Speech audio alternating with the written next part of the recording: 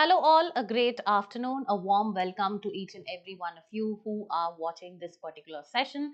So, to all of you who are watching this session for the very first time, I would like to introduce myself as Sureka Bhaskar, and me on behalf of the Narayana IAS Academy will be taking up this very important topic, that is international organizations and important locations, that is the regions in focus, which of late is a high potential area for your in your preliminary examination. Okay, so even if you analyze the PYQs recently or of late, UPSC has been asking questions on which are all the regions and why are they in focus. Is it because of some catastrophe like the cloud burst, or you can say the famine, drought, etc., for example the Sudan, etc., or is it because of the civil war or the conflicts which are going on, or whether it is because of the ethnic violence or the tribal conflicts which are going on there. So international organizations, that is the organizations which are formed in order to resolve these conflicts, as well as the regions which are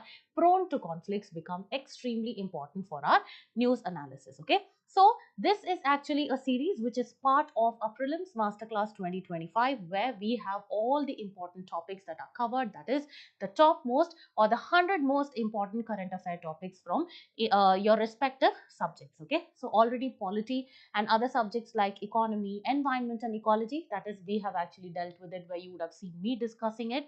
And then we off late, that is yesterday, we had lately had completed the series on schemes and important government initiatives also. Okay, followed by which we discussed about various reports and indices that have been released globally and also by the Indian government, and what are all the performances and what are the key criteria or the indicators which are used for what to say ranking particular nations. Okay, so with all that done, today we will actually be freshly starting this particular series on international organizations. Okay, so we will first of all actually start with the most important international organization, that is the United Nations. Okay, so the international organizations topic, so we will actually cover the international organization for the first couple of days.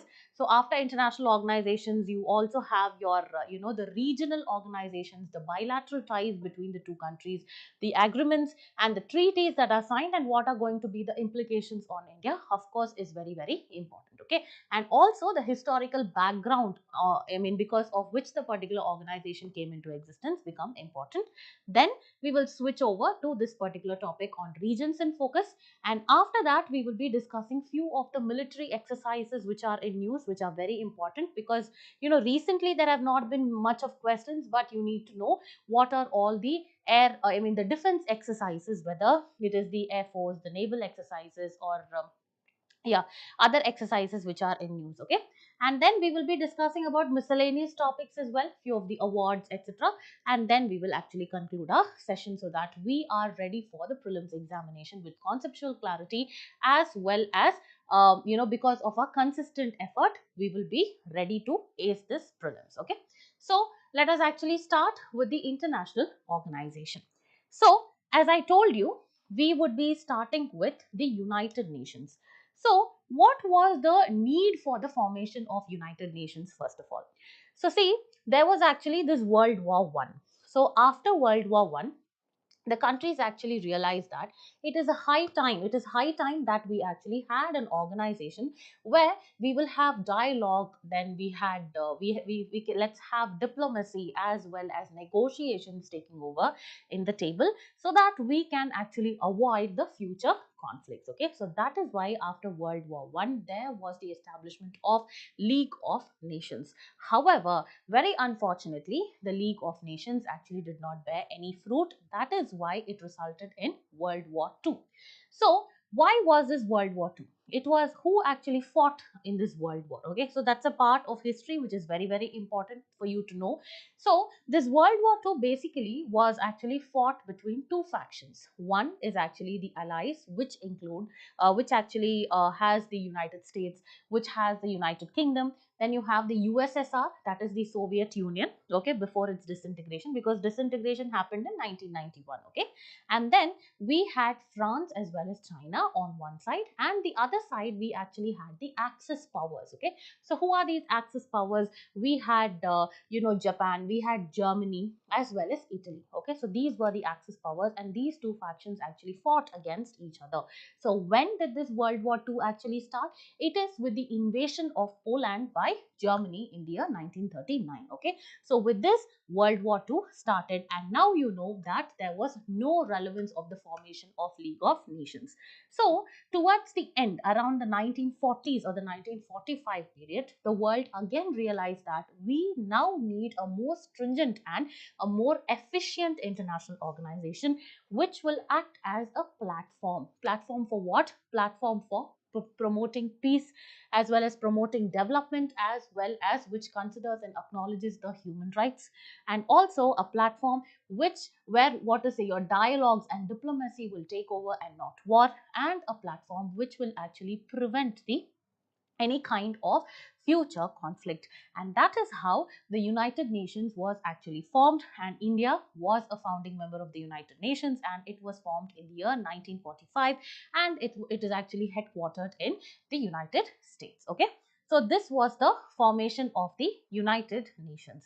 And United Nations actually has few missions in its mind, like promoting definitely peace and harmony, as well as international security, and also it aims to build friendly relations among the nations, and also calls for international cooperation among these nations in order to establish peace as well as harmony. And finally, it actually helps to acknowledge and respect the freedom or the fundamental rights or the basic human rights. Okay, and also we need to know that it actually functions with 6 major organs. Okay, so what are the major arms of the United Nations is that, first of all, it has the United Nations General Assembly, which actually has a lot of members, and currently there are around 193 members who are members to the United Nations, that is UNGA.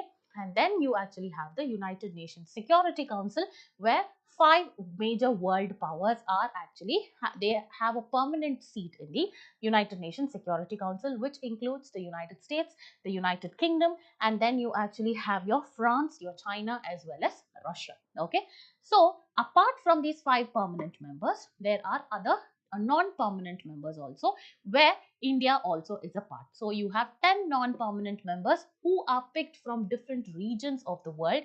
First one includes 3 people, or 3 seats are actually for the African region, and then you have the Latin American and the Caribbean region, where 2 seats are there. Asia also has 2 seats, and then you have the West European region, again 2 seats, and the East European region, which have only 1 seat. So the non-permanent members are from these group of nations, from these particular regions. Okay, and also the United Nations run on some fundamental or a framework, right? Like the constitution, how Indian governance actually is based on, or it runs on the constitution that have been framed long back. So United Nations is also driven by what is called as the UN Charter. Okay, and what are the different organs? I told you, sorry, I just diverted and moved forward to the UN Charter. So we looked at what is UNGA, and then we saw what is UNSC, and then there is a United Nations Secretariat, which where all the major decisions and all the diplomatic talks and negotiations. It's just an office where all these things actually take place.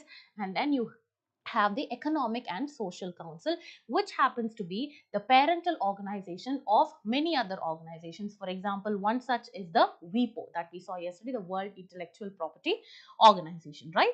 So the ECOSOC is there. Next, you have the Trusteeship Council, which recently got suspended, and one more is the International Court of Justice, in order to solve any kind of tussle that actually happens between any two nations. Okay, so this is the introduction of your United Nations. Okay, so I hope you actually understood what United Nations is. So now let's quickly move towards understanding what are all the topics that we will be discussing today. Okay, so just give me a minute to see if anybody is on the live session.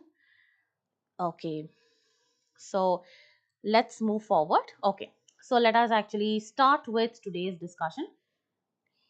Okay, yes. So these are the list of topics that we will be discussing for today's lecture. Okay, so first we will start with the United Nations Security Council.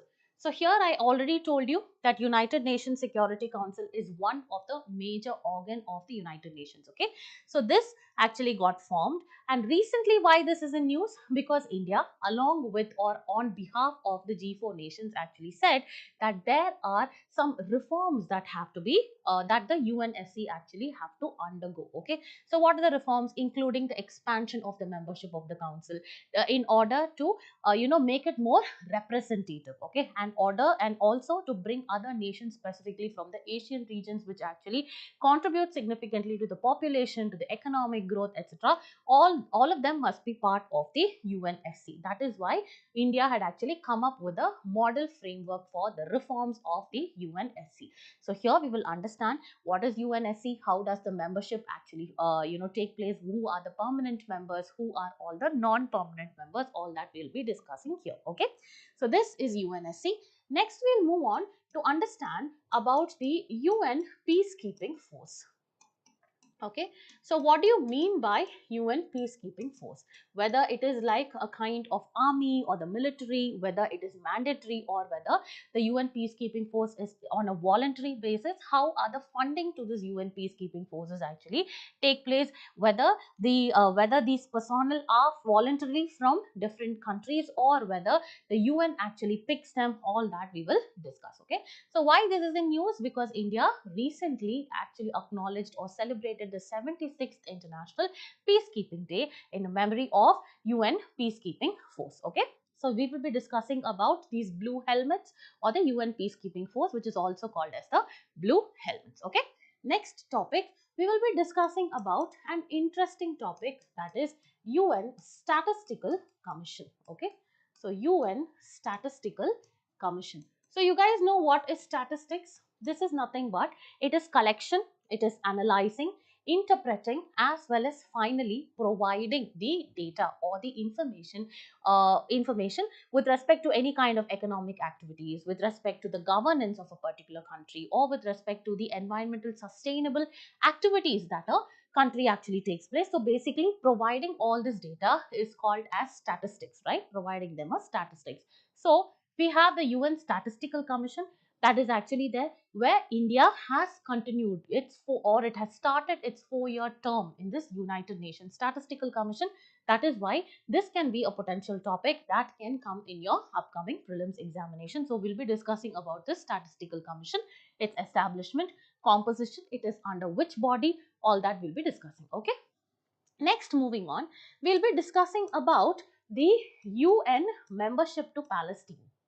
UN membership to Palestine. So recently, if you see, there was 143 to 9 voting in the United Nations General Assembly, which means 143 people have voted in favor of Palestine being a permanent member of the United Nations. Okay, so what does it mean to be a permanent member of the United Nations? Whether the addition requires any kind of amendment to the UN Charter. So what is the status of this UN membership to Palestine is what we will discuss over here. And what is India's stand, whether India recognizes or acknowledges Palestine or it follows the two-state policy. So what is the kind of diplomatic relationships in India shares with that of Israel, all that we will discuss over here. Okay, next moving on, we will be discussing about the UNWRA. This is nothing but the RWA. I'm sorry for this. So UNRWA, which stands for United Nations Relief. Okay, it is relief and working assistance to Palestine refugees in the East. Okay, so this actually stands for your United Nations Relief as well as Work Agency. So United Nations Relief and the Work Agency for providing assistance to the Palestinian refugees in the Near East. Okay, so we will be discussing about this organization. So how much of relief is actually being provided, and recently you have United States along with certain Western nations having drawn or withdrawn their support or funding from this particular UNRWA. What is the issue is that we will discuss over here. The next article we will be discussing about Article 99 of the United Nations Charter. Okay, So the UN chief recently has invoked this Article 99 to the UN Charter.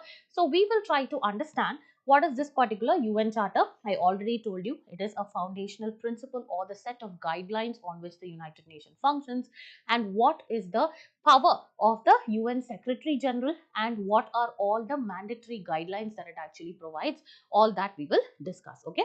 Then moving on, we will be discussing about the International Seabed Authority, because recently India has actually appealed to the International Seabed Authority in order to carry out certain explorations in or mineral exploration in this particular area. For this, you need to understand this particular concept of continental shelf, continental race, continental slope, and which are or which is the zone of territorial sea, which is a contiguous sea, and then you have the EEZ, that is the exclusive economic zone, beyond which you'll have the high seas, right? And that is actually an extension of the continental shelf where you have the coastal region, which actually has exclusive rights on exploitation of the minerals over there. And beyond that, you have the continental rise, and then you have the area, and the area is nothing but beyond the high seas, okay? That is the seabed area.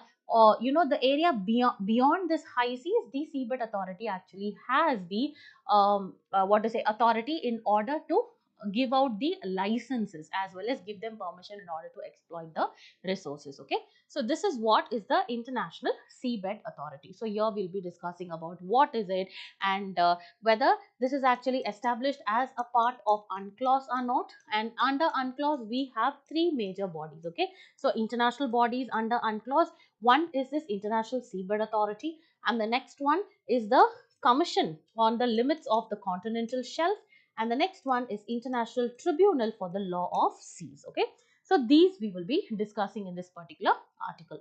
Moving forward, we will be discussing about the International Maritime Organization. Okay, so what is this maritime organization? Why is it in news, whether it is under UNCLOS or the United Nations?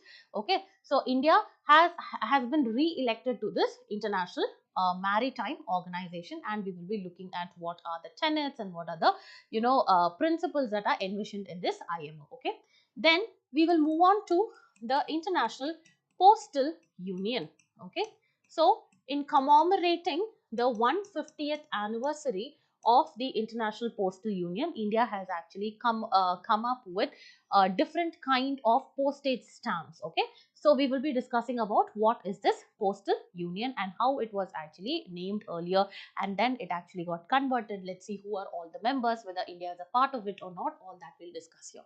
Next, we will see the International Telecommunication Union. Okay, Telecommunication Union, which actually helps in monitoring what are all the bands that can actually be given to the different countries, what can be the satellites which can be orbiting over there, what are the kind of information, for what purposes you can use all these bands. All that is discussed under the International Telecommunication Union. Okay, and the final topic will be the funds. This is nothing but the United Nations Counter Terrorism or Office of Counter Terrorism Fund. Okay, so here India recently has contributed around $500,000, and this actually shows how India supports anti-terrorism. Okay, so this is what it is. Okay, so these are all the different topics that we will be discussing today. So let us actually quickly start our discussion. Okay, so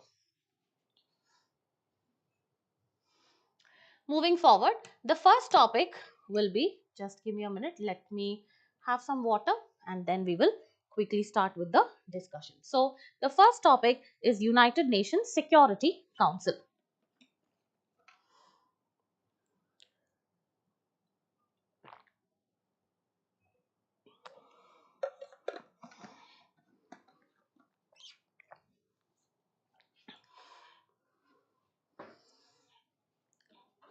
Yes, let's start. So, the United Nations Security Council, as I told you, India on behalf of the G4 nations.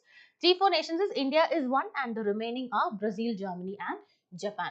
So, India on behalf of the G4 nations has recently given a detailed model for the reforms that is required in the UNSC, that is the United Nations Security Council. Now, it is important for us to understand what is this your United Nations Security Council. Okay, so it is one of the principal organs of the United Nations. We know that. Okay, so what are the remaining organs? I told you the one is actually the UN General Assembly, where you have many members from different regions.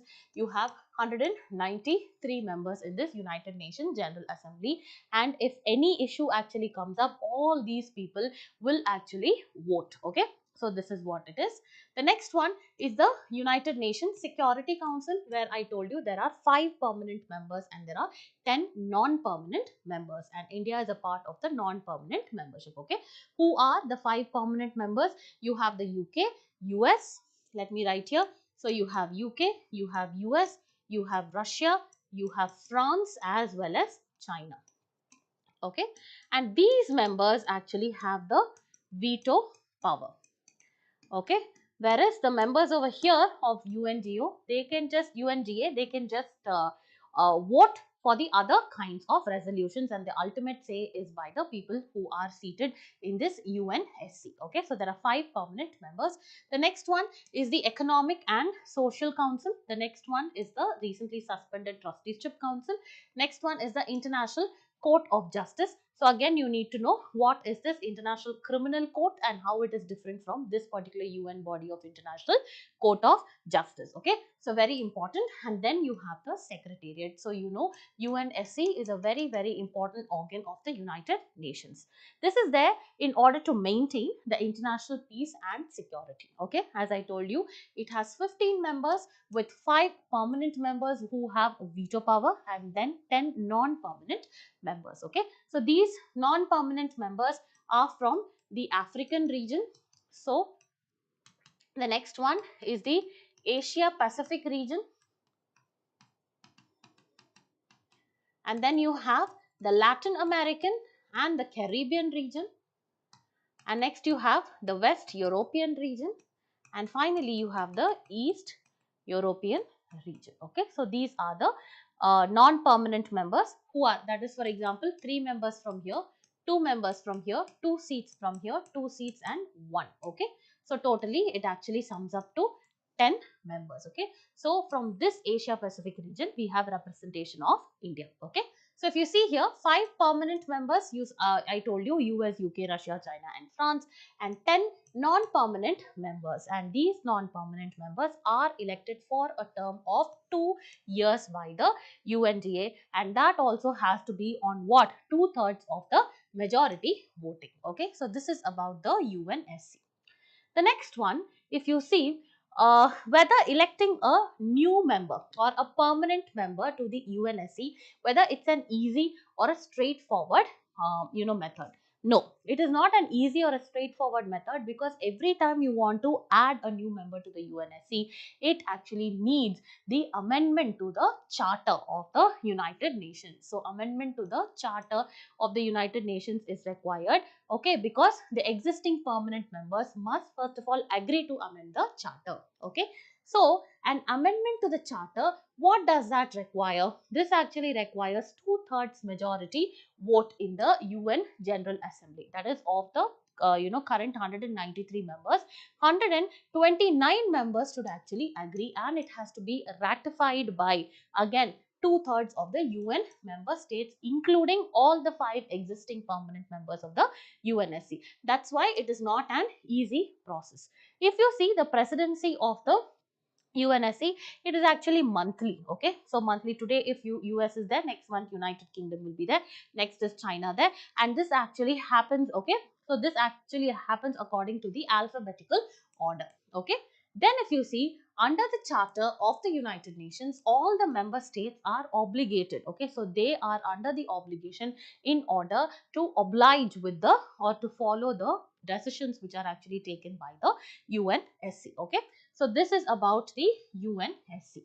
Now moving forward, if you see what kind of relationship India shares with that of the UNSC, it has been a founding member of the United Nations since 1945. Okay, and consistently it has sought a place to be a permanent member in the UNSC. Okay, so in order to reflect its standing, okay, because there are a lot of terrorism activities, there are a lot of other crimes that are actually committed. And also India is significantly, we are aspiring to become a 5 trillion economy, and also we are considered to be one of the emerging economies in the global south. So India believes that it will have a great voice, okay, in order to represent the developing nations or the global south nations. So that is why India wants to have a permanent membership over here. And India has been elected as a non-permanent member of the UNSC for 7 terms, and lately it was in 2021-2022. So here, when this was the time, India played very significant role because it promoted the multilateralism, okay, so not focusing on major powers like the bipolar or the tripolar, where only 2 or 3 nations actually serve as superior. Here it actually tried to promote multilateralism and also advocated for the interest of the developing as well as the underdeveloped nations, okay. So this is what is the relationship India has with the UNSC. Now, what is important for us to understand is what are the basic provisions that India said you need to change or you need to reform in the UNSC. So, this is very important, okay. First, India called for the expansion of membership of the non-permanent categories, okay. So, there are permanent and non-permanent members, right. So, here it says that please expand the membership, okay. So, currently you are 15 total membership. Now, you make it to 25 to 26 by adding 6 permanent members and 4 or 5 non-permanent members. This is the first one. Secondly, is it said bring new permanent members, okay. So it said that among the 6 new permanent members, so there are 6, right, it said bring 2 people from the African region, because these are the regions which are what to say, if you see Sudan and if you see Ethiopia, Somalia, these are extremely either under famine or there are some kind of civil conflicts which are actually going on, civil wars, right. So bring 2 people of the 6 people from the African region as well as the Asia Pacific states, and then bring 1 person from the Latin American as well as the Caribbean region, and then bring, this is 2, this is 2, and then bring 1 more from the West European and the other states, okay. So 2 plus 2, 4, 5 and 6. So this should be your composition of your permanent membership at the UNSC is what India stated. Next one, flexibility on veto. So whichever person has joined currently or lately, they can actually have a reservation on the veto to just sit back and watch what is the kind of resolution the members of UNGA are wanting or they are passing. So the model offers flexibility on the veto issue, allowing new permanent members to refrain from exercising the veto until a proper decision is reached, okay. Because for example, now you have 5 members. When India wants to become a permanent membership, what happens? Immediately China casts its vote. I mean, China does not cast its vote because China does not want India to be a part of it, okay. However, you see countries like France, this is advocating for it, and US, obviously, it is actually neutral in its stand. So each country will have their own what to say, reservations with respect to any other country becoming a permanent member.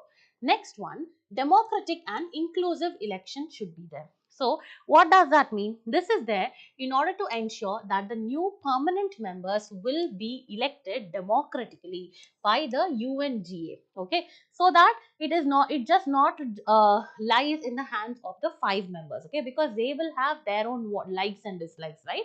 So this is what India proposed, okay. So now we have completed the topic of UNSC, which is extremely important. Now let's move on to the next topic. The Indian Army recently commemorated the 76th International Day of UN Peacekeepers at the National War Memorial in New Delhi. So the UN Peacekeepers are also called as the Blue Helmets. Okay, can you see here? Yes. So now let's move forward and understand who are these peacekeeping forces, okay.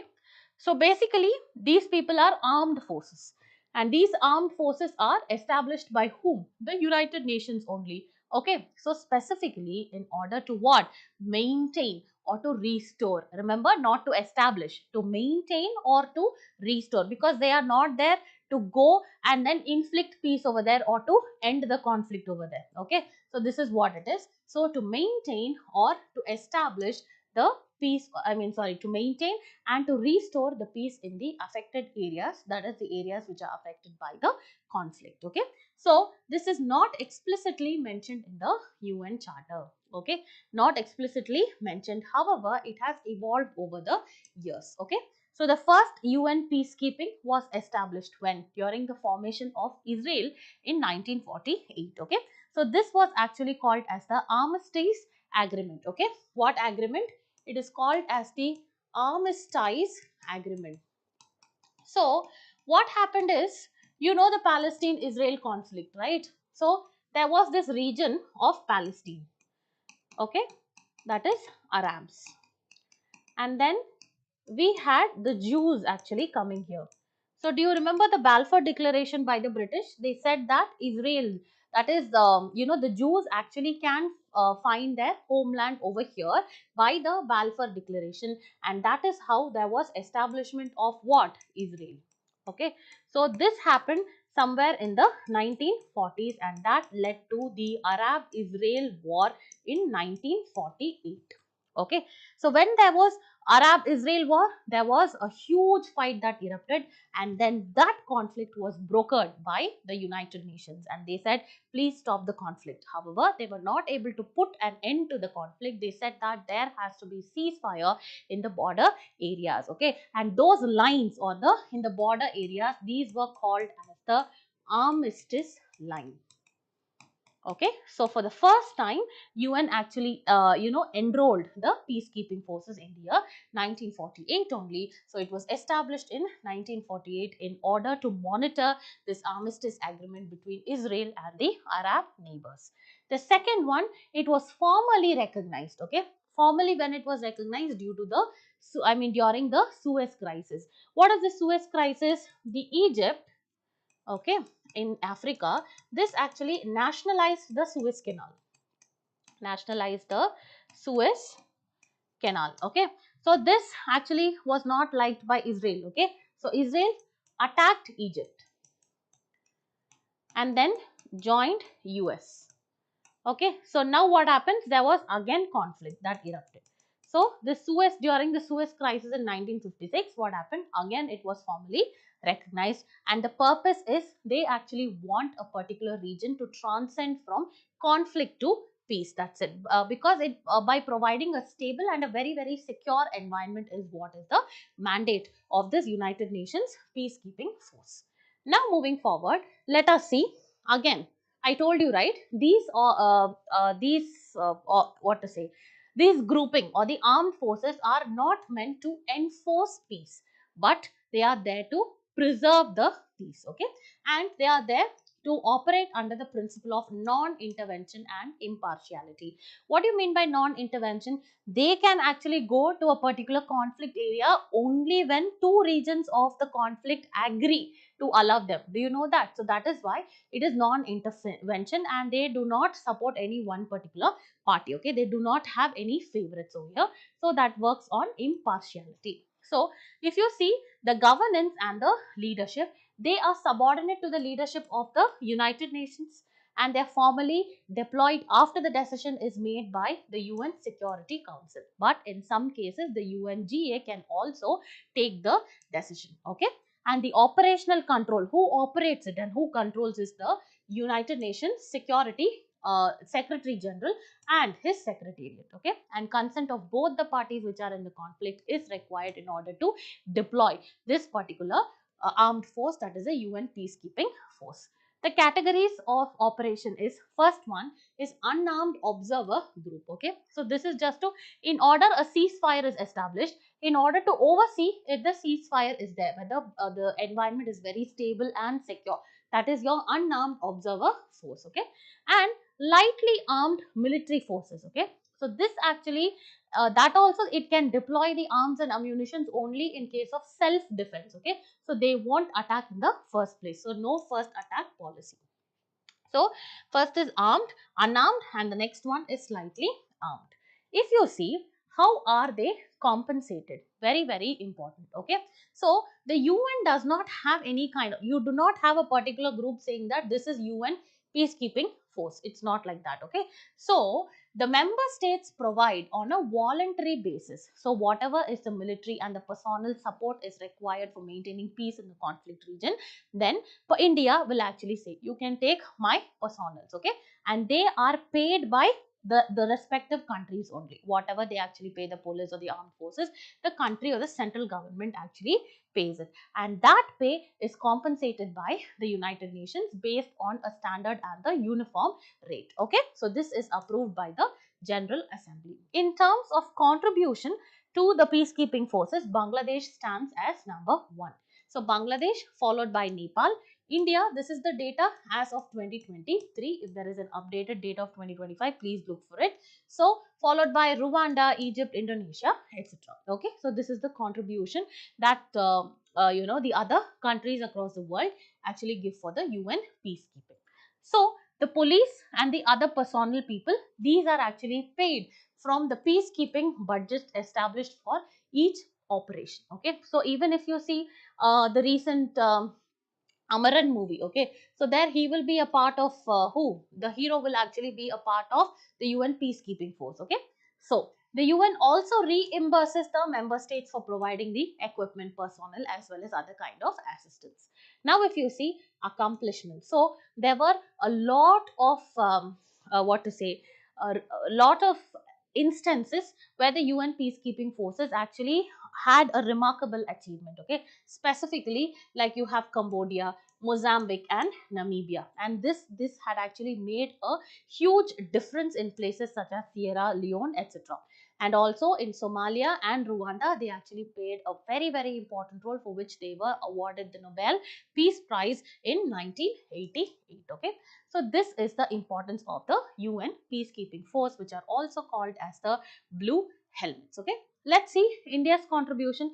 It has been there since 1950s, and India has actually contributed its force in the conflict ridden areas like South Sudan, as well as the Central African republics and others.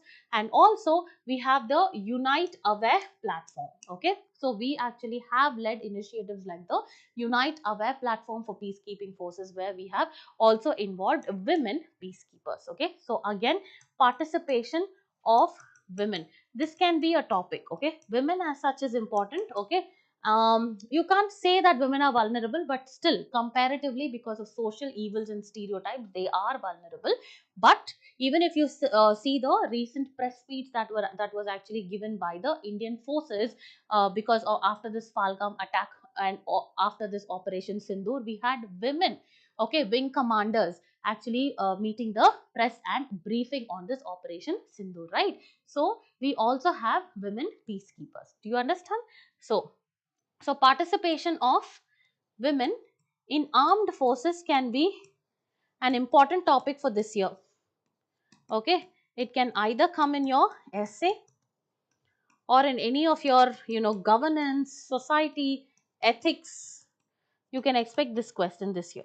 Okay, so now moving forward, the third topic is United Nations Statistical Commission. So what do you mean by United Nations Statistical Commission? Any doubts so far? If there are any doubts, please do ask, so that we can move forward to the United Nations Statistical Commission. Okay. So, your India recently started its fourth term as a member of this particular United Nations Statistical Commission. I told you what is statistics, right? So, basically collecting information, and when you collect the information, you actually process it, you interpret it, and finally you disseminate the information. And this information is regarding how an economy operates, what is the governance framework, and what are the efforts that are taken by a particular government with respect to environmental sustainability. So all that is the data that you actually give, and that is only called as statistics. And to monitor that, you have the United Nations Statistical Commission. Okay, to read about United Nations Statistical Commission, let's see what is this. Okay, so this came up in the year 1947, and this is headquartered in New York. Okay, so this actually happens to be an apex body for the entire global statistical system. Okay, statistical system. That means what? So what kind of models can be developed and what kind of pedagogy can be there?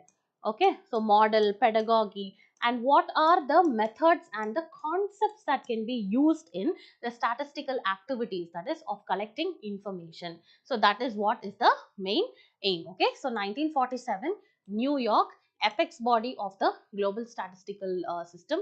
Key objective is setting the statistical standards for the activities. Next one, their implementation at both the national and the international levels. Okay, so this is the United Nations Statistical Commission.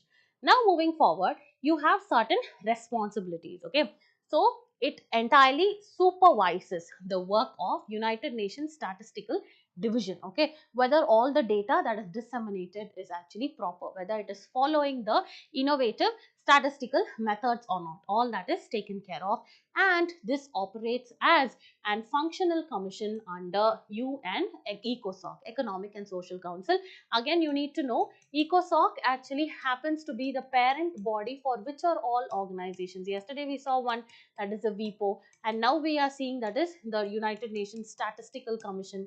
Okay, so all this you need to know. The next one is the commission facilitates the gathering of chief statisticians from different member states, so that the we are all on the same page, so that they cooperate on the international cooperation and statistical methodology. Currently, it actually has 24 member countries of the United Nations, and this is elected by the ECOSOC.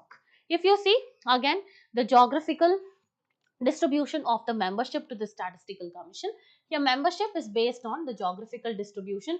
Again, from African states there are 5 people, Asia Pacific there are 4 people, then Eastern European, this is not important but just know 24 members, that's it. And also you should know whether India is a part of it or not. Okay, yes, India is a part of it because it has started its 4-year term, right? So 4 members from the Eastern European, Latin American also 4 members, and finally 7 members from Western European. So this is how it sums up to be 24. And the term duration is the members serve a term of around 4 years. Okay, so this is about your UNSC, that is your Statistical Commission. And if you see India's membership, here we last participated as a member of this particular commission in the year 2004.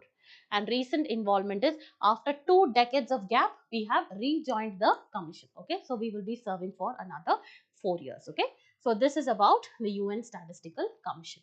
Now let's move to the next important thing, that is an important article, that is the United Nations membership for Palestine. So here I would like to give you a homework. So what you guys have to do is that understand about the history of conflict or volatility between this Palestine and Israel. Okay, and this entire region surrounding the Eastern Pacific is actually Eastern Mediterranean is called as a Levant region. So you need to know what is this Levant region, and what was this Balfour Declaration which actually came up, and how was the establishment of Israel that was actually coming up, and what is the tussle between the Israel as well as the Arab countries, that is you have the Arab Israel war that actually took place, okay, in 1948. All that you need to know. Okay, so please know that, and you can actually use about this UN membership for Palestine as one of your important lines when you're writing answers for your your mains examination specifically. Okay,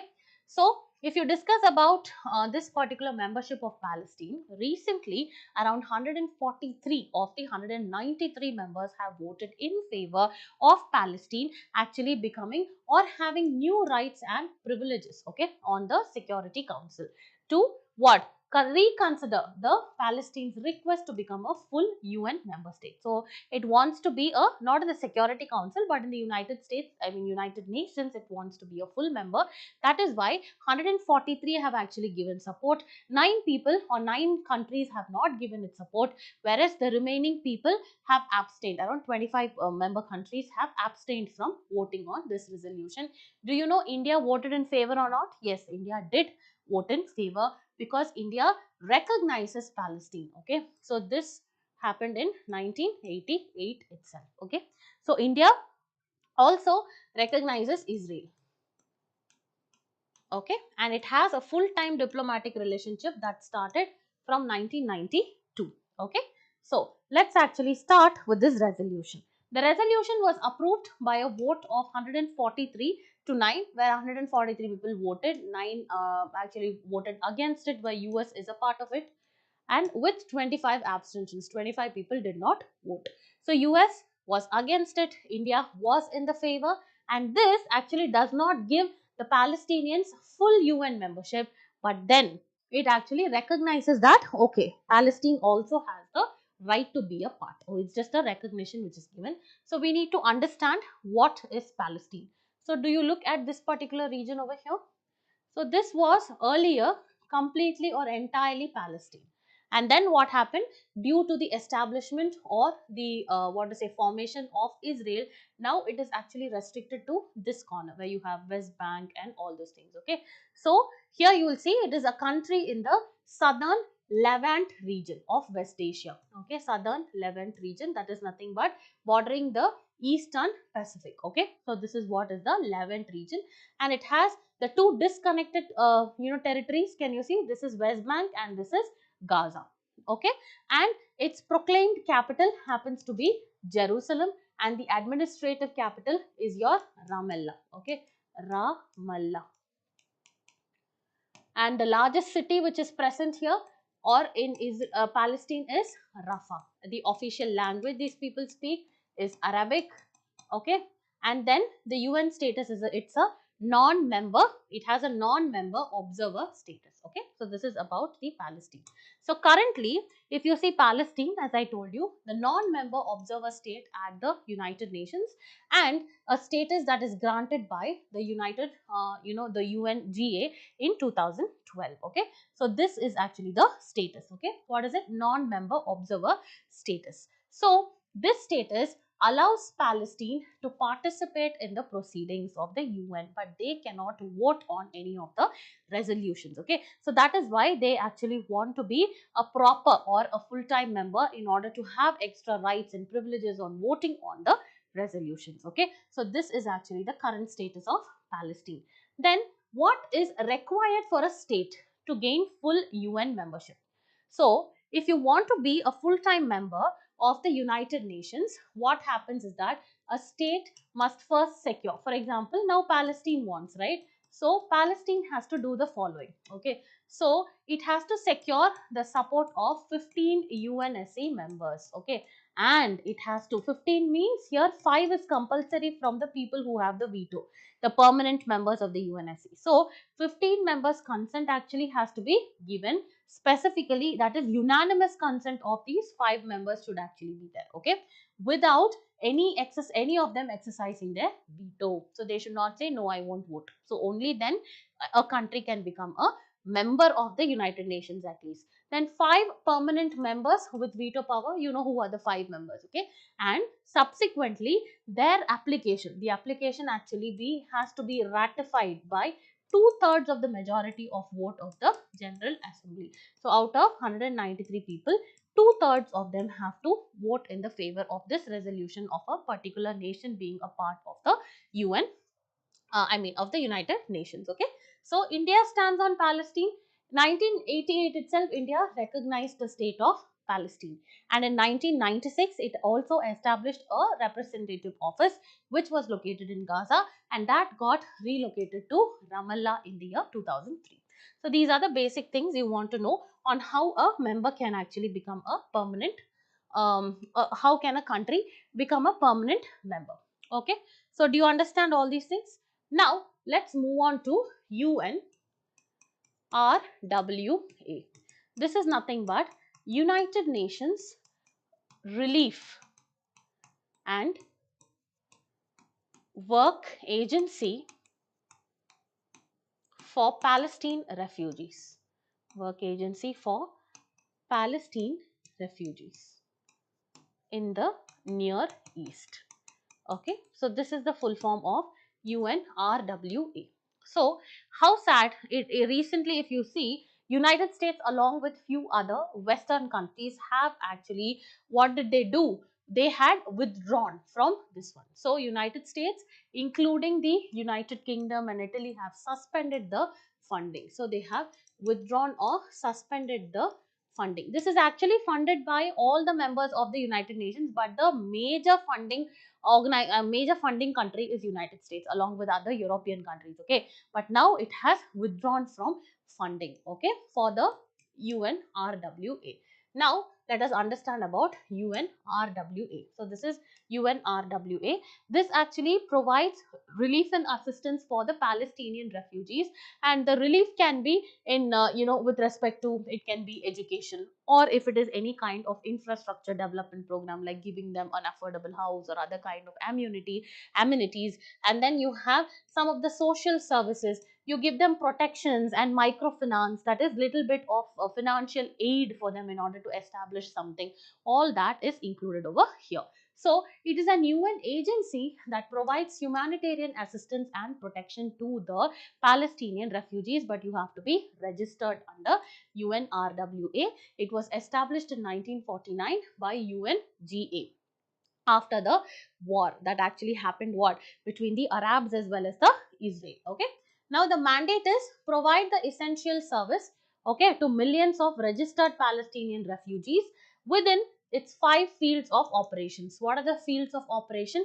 You have education, relief, infrastructure, emergency protection, microfinance and health. Okay, and these are the fields of operations. These are different dimensions in which the help is provided. Okay, different areas in which your help is provided. But here you have fields, that is Jordan, Lebanon, Syria, West Bank, and then the Gaza Strip as well as Jerusalem. All these places this UNRWA actually caters to. Okay, now let us move forward and see what are the funding mechanisms. Okay, so currently if you actually see, it serves around 5.9 million Palestinians. Okay, and it plays a very major role in providing essential services like microfinance, infrastructure, basic amenities, any kind of emergency opportunities, emergency, what to say, catering, all that it does. So funding voluntary contributions from the UN members and the United Nations regular budget, where US is the largest donor, followed by the European country, that is Germany as well as European Union. Its mandate is humanitarian and development. Okay, and it does not engage, very important, only the humanitarian aid is provided, otherwise it does not engage in any kind of political negotiations. Okay, in order to give durable solutions, it does not side with either Palestine or Israel, it does not sit them on the table and discuss their political issues. Okay, so this is what it is. Now let's move to the next article, that is Article 99 of the UN Charter. So if you recently see, the United Nations Security General Antonio Guterres has invoked the Article 99 of UN Charter. For what purpose? In order to call for a ceasefire in the Israel-Gaza conflict. Okay, so now let us see what is this charter. So what do you mean by UN Charter? So just like how the Constitution of India is a foundational document on which the Indian governance or the political framework operates, we have the UN Charter. Okay, so this actually outlines its goals, then the guideline principles as well as the structure in which the United Nations actually has to work. So this obviously came along with the establishment of the United Nations. So this was in 1945. Okay, and it actually has, or it works on 6 important principles. So let us actually see these principles one by one. So it's a foundational document set up 1945, came into force again in 1945, that is 24th October, along with the establishment of the United Nations. It has 6 basic principles, where the first one, there has to be sovereign equality. Sovereign means what? A particular country should be equal to that of the other country. So sovereign equality, and also whatever are the obligations under the charter, that has to be fulfilled in good faith. Next one, peaceful settlement of disputes, there has to be no use of power, then assistance, okay, to the United Nations in its actions, and also you have to respect all the human rights as well as the fundamental freedoms. These are the 6 important principles. What is asked with respect to an organization in the examination is the objectives, okay, the vision, or if it is coming up with any kind of recent initiatives or something like that, then it will be important for the examination, okay. So moving forward, you have the next one. What does the charter say? It says that the Secretary General must definitely bring to the notice of the Security Council. What does he have to bring? That is, in any matter in which his opinion may threaten the maintenance of international peace and security. So Secretary General should actually keep the UNSC notified in any matter which in his opinion may threaten the maintenance, okay. So what are they saying? Don't read it otherwise. In which his opinion, don't read it like that. It's like his opinion won't threaten. If he feels that anything is threatening in maintaining the peace, then he has to keep the UNSC notified. Very simple, okay. So Article 99 is considered discretionary. So this actually allows the Secretary General to highlight what are all the critical issues, and it requires the Security Council's attention when it is invoked. Do you understand? So, if the Secretary General invokes this particular article, then the President of the Security Council is under the obligation to convene a council meeting. Okay. So, basically, this 99 of the UN Charter is with respect to giving the high authority to the Security Council to take decisions. Okay. In order to prevent any kind of harm that can be caused to maintenance of peace and harmony. Okay. So, was it invoked earlier? Yes, in 1960, Republic of Congo in 1960. So violence actually erupted in Congo. Okay, so Congo was actually under the colonization of Belgium. Okay, so when Congo was declared independent, what happens? There was a lot of conflict and volatility, the civil war, as well as the mobs that were actually fighting over there. So that time we actually had invocation of Article 99, and also you have Tunisia in 1961. So Tunisia was actually under the French rule, and in 1956 it actually got independence. Okay, but then later on again French colonial ruler, because of them they actually had an issue. When French launched an attack, again this charter was invoked. Okay, and also what are the reasons?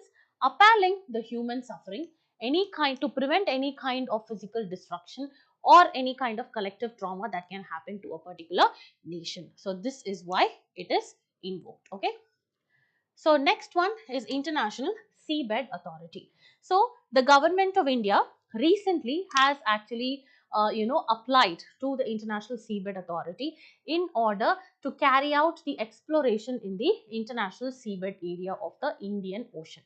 So you need to know what do you mean by this particular international seabed area. Okay, it's very, very important. So you just have to know this is actually the land. Okay, let's actually keep it like this. So this is the baseline. Okay, and this is the coastal area or the coastal country, let's say.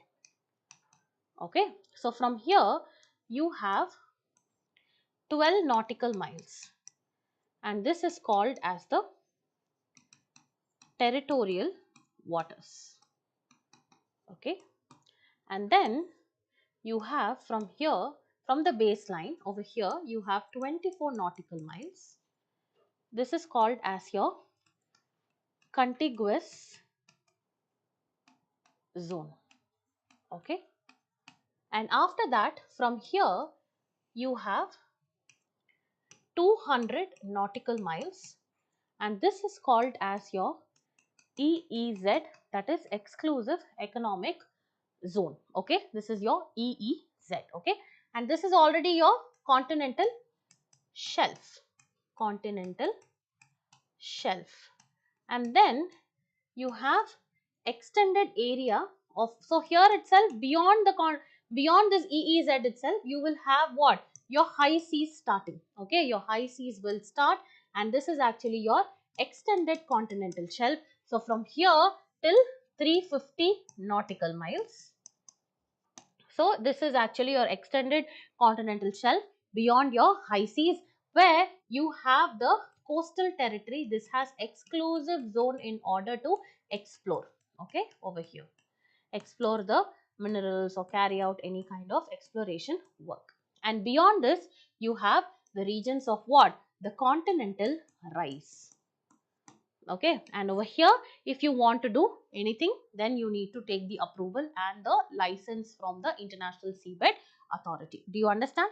Continental rise, and this is called as the area. The area actually means what? It is the seabed area. Okay, then this is your continental shelf, this is your continental slope, and this is your continental rise. So this is how it is actually divided. Okay, so in order to explore in this area, India has recently applied to the International Seabed Authority. Okay, do you understand?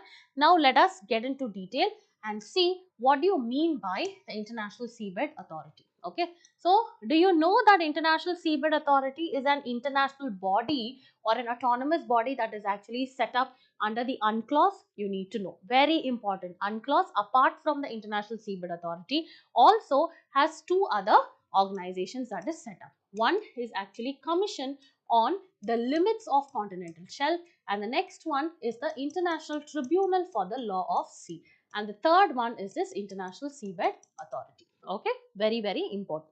So it is an international organization established in the year 1994 under UNCLOS, and one of the three international institutions established under United Nations Convention on Laws of Seas, the other two being Commission on Continental Shelf Limits. The next one is International Tribunal for the Laws of Sea in case of any kind of disputes arise between two nations. Okay, next one, the primary function. So who are the people who are actually going to exploit or explore the deep sea bed minerals, okay, which is found in the area? That is defined by the UNCLOS as the seabed and the subsoil beyond the limits. Okay, so this seabed area is beyond the national jurisdiction. So if you want to go beyond this, you need to, it's mandatory to get it, okay, to get the approval or the license. Okay, so this is what it is. So beyond the area of the continental shelf, very, very important.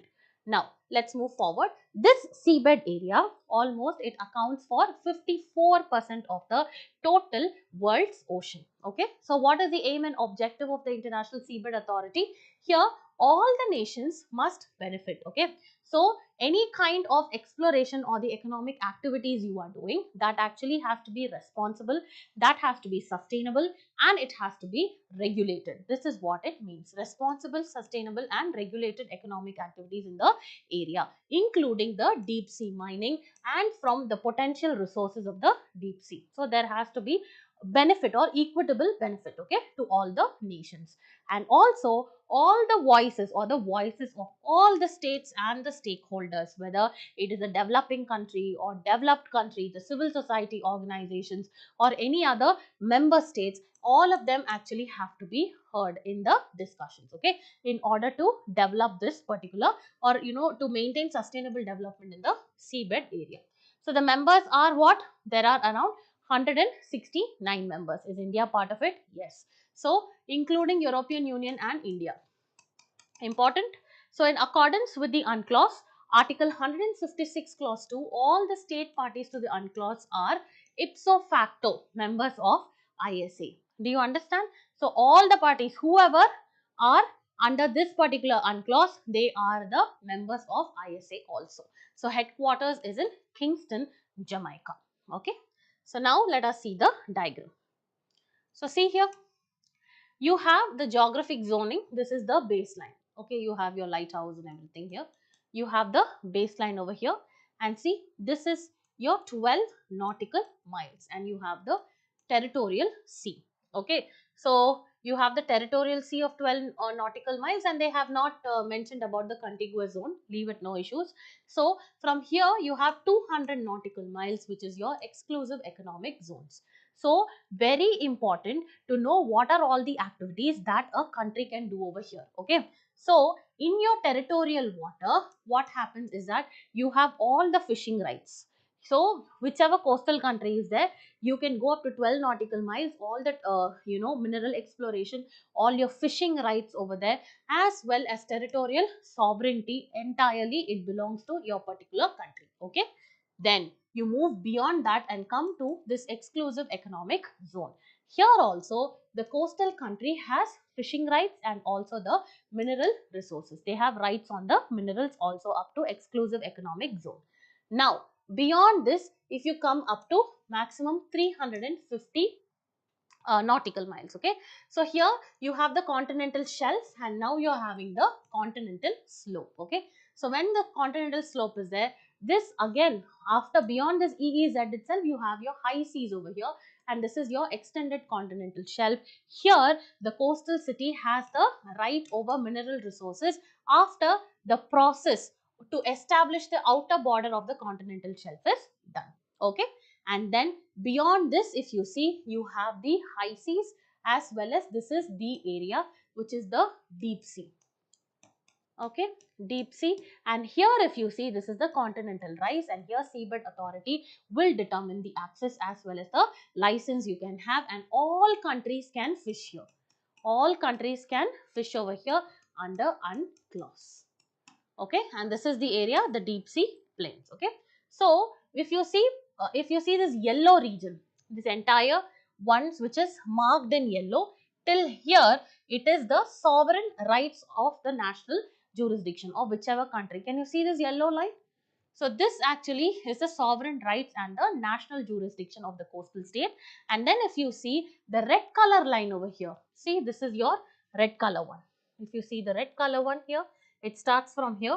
This is actually scope of the area, and this area over here, okay, this blue area here, it is the scope of the UNCLOS. Okay, very important. So all the countries over here can do fishing here and can go to the sea, and international law of the sea, that is UNCLOS, applies in these areas. Do you understand? And these areas is the seabed authority area. Understood? Okay. So now let's move to the next topic, International Maritime Organization, where India has been re-elected to the International Maritime Organization. Okay. So let me just sip some water and then we will continue.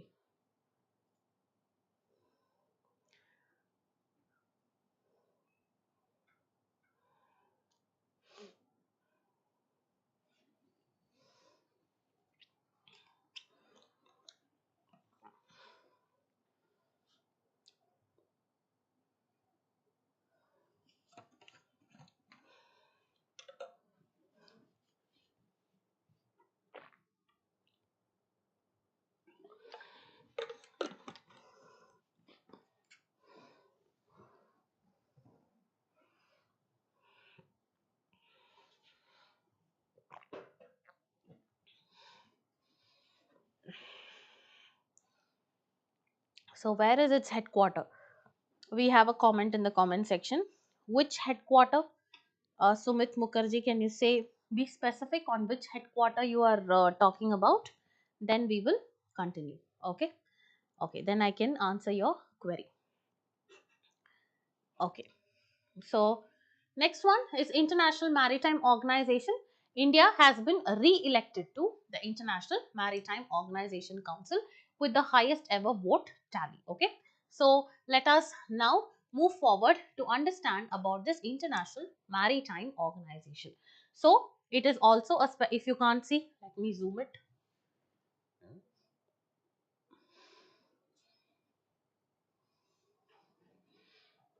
Is it visible? Yeah. So this International Maritime Organization, this is a specialized agency, and this is a specialized agency under the United Nations. Okay. So this, what is the meaning from the maritime organization itself? You understand that it actually takes care of the international shipping. So regulation of international shipping for what? Safety, security, and for environmental protection. So this actually takes care, and the parent organization is ECOSOC. Very important. Okay, so it actually maintains the safety and the security of the international shipping, and any kind of maritime or atmospheric pollution affecting the sea is taken care of by this. And in case if you pollute, then you are liable to any kind of compensation and fine as levied by this particular body. So how it actually, when it got originated in the year 1948. Okay, so in the year 1948, at an international conference which took place in Geneva, so there was a convention. This formally established IMO, but it was earlier called as Intergovernmental Maritime Consultative Organization. Okay, Intergovernmental Maritime Consultative Organization, and later it was renamed as IMO.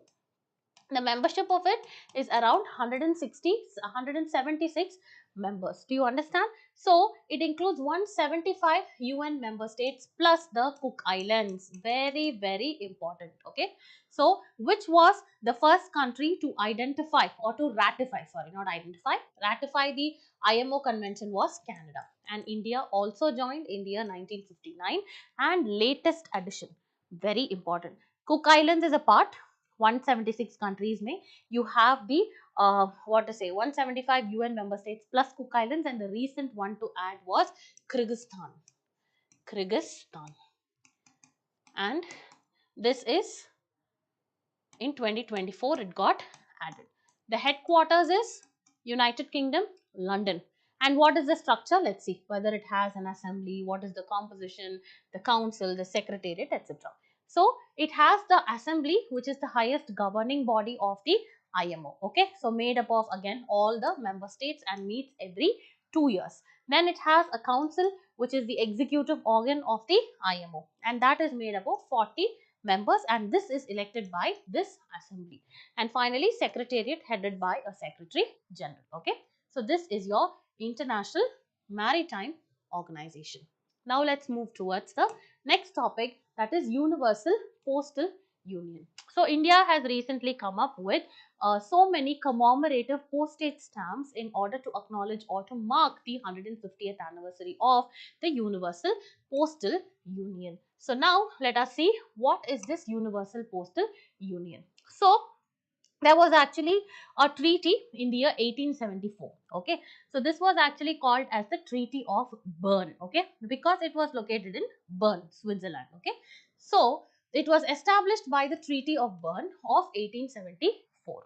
It is the second oldest international organization and key entity for the postal cooperation. Okay, for postal cooperation it's the second oldest, and there are 192 member countries, and this is actually a primary forum for the cooperation between the different or the international members in this particular postal sector. What is the role? Obviously, you have to mediate or be like a liaising person between the postal sectors of different countries and provide them any kind of technical assistance if required.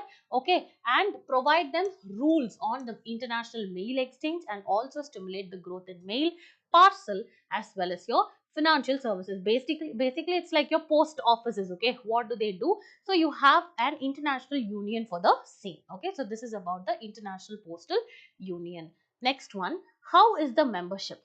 So totally there are around 192 members who are present there. Okay, so any UN member can actually join. The non UN members can also join, but again it definitely requires the approval of 2/3 of the existing members of the postal union. Do you understand? So it consists of 4 bodies, just like the structure. One is the Congress, which is a supreme authority which meets every 4 years. Next one is Council of Administration. Next one, Postal Operation Council is there. This is the one which provides the technical support. Okay, and it's basically the operational body. Next one, International Bureau, which provides logistical and technical support, fulfilling the functions like a secretariat. Okay, next one is the International Counter-Terrorism Fund. What do you mean by International Counter-Terrorism Fund? Okay, so what do you mean by the Counter-Terrorism Fund?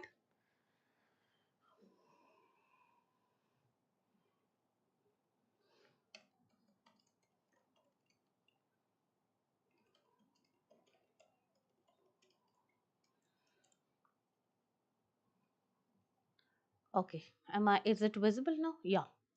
Okay, so what do you mean by terrorism? You know, right? So India is strictly against terrorism. So India has actually, so wherever are the agencies or the options available for India in order to sponsor the anti-terrorism activities, India does it. Okay, so even now, if you see, to the UN Counter-Terrorism Trust Fund, India has contributed around 500,000. Okay, so let's see if there are any comments in the comment section. International Seabed Authority. International Seabed Authorities, you are asking the headquarter, it's in Kingston, Jamaica. So we've discussed, right? Yeah. So we'll move forward. So India has contributed around 500,000 to the UN Counter-Terrorism Fund, reinforcing how much of commitment we have to the global anti or counter-terrorism efforts. Okay. So let's move forward and talk about this particular fund. So it was established in the year 2009, much of a recent one, and later transferred to the United Nations Office of Counter-Terrorism in 2017. This of course supports global counter-terrorism programs and capacity building, and who can contribute? The governments, the intergovernmental agencies, non-government organizations, even the private organizations and individuals can contribute to the UN Counter-Terrorism Trust Fund. Next one, what are the types of contribution? First one is unearmarked funds. Okay, so this is for general efforts that are taken to counter terrorism. The next one is earmarked funds. So earmarked funds are directed towards specific funds or programs like CFT and CTTP. What do you mean by CFT? First one is countering financing of terrorism. Next one, countering terrorist travel programs. So what is financing of terrorism? How do you counter it? Strengthen the member states' capacities to detect, and what are all the pockets, who actually sources, and from where is this terror funding coming. So it helps them. Okay, so for that you have certain funds using sophisticated technology, manpower, human capital, etc. Okay, so earmarked funds are one for that. The next one is to curb or helping the countries improve their ability in order to detect and prevent the movement of terrorists. Okay, so this is what. Next, India's contribution focus 2024. This actually helps in strengthening the Eastern and Southern Africa's counter-terrorism capacities and also financing of terror. So this is the aim why India has contributed to counter terrorism. Okay, so about the United Nations Office of Counter Terrorism, we actually saw, right, it later got transferred. So this is by a UN General Assembly resolution in order to enhance the coordination and the coalition. This is all very basic only of the UN agencies involved. Okay, so the function is what?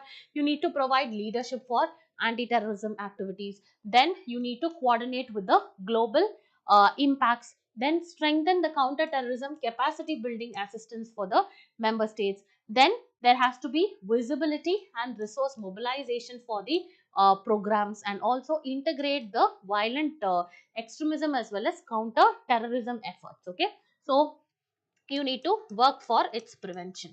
So that's what this particular article says. The last article for the day, International Telecommunication Union. So recently, if you see, the World Telecommunication Standardization Assembly recently took place in 2024.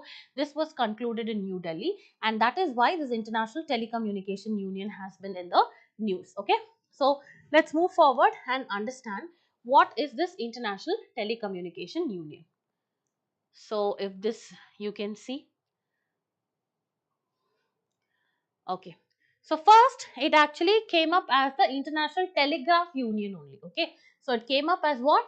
The International Telegraph Union, which later became the International Telegraph Convention. Okay.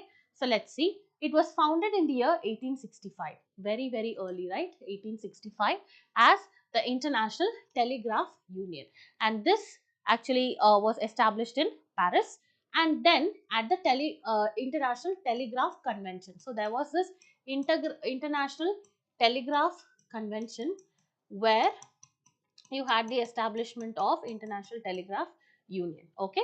Next one, the role and function. Then it became a United Nations specialized agency when India got independence. Anyways, not connected, but to remember, in 1947.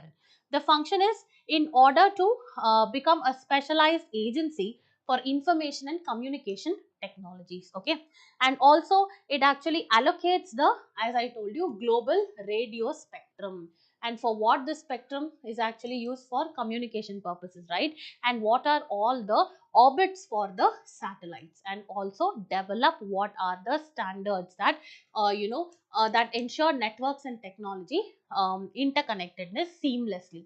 So this is what is important, so that there is improved access to information and communication technology. Do you understand? And so that there is communication that is happening worldwide uninterrupted. Okay, so this is what it is, specifically in the unserved as well as the underserved areas. The members are 194 members.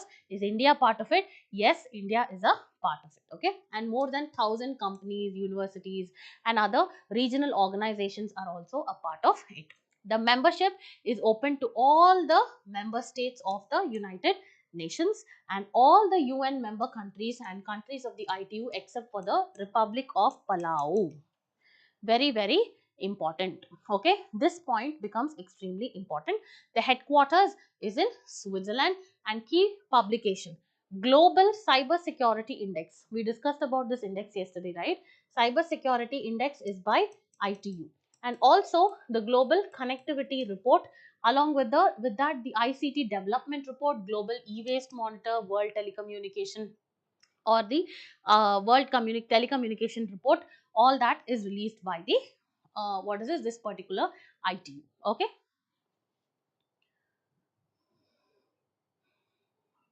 Okay. So with this, we've actually come to the end of discussion with respect to the organizations of the which are related to the United Nations. Okay.